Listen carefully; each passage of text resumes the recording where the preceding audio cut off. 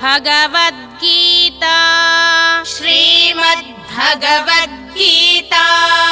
अथ द्वादशोऽध्यायः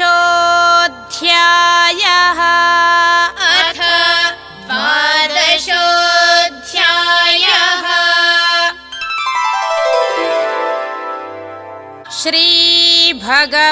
श्रीभगवानुवाच श्रीभगवानुवाच अथैतदप्यशक्तोऽसि अथैतदप्यशक्तोऽसि कर्तुं मद्योगमाश्रितः मद्योगमाश्रितः सर्वकर्मफलत्यागम् सर्वकर्मफलत्यागम् ततः कुरु यतात्मवान् ॐ तत्सदिति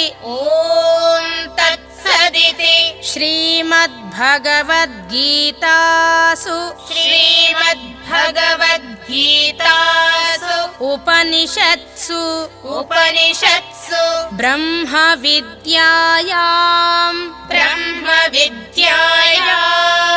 योगशास्त्रे श्रीकृष्णार्जुन संवादे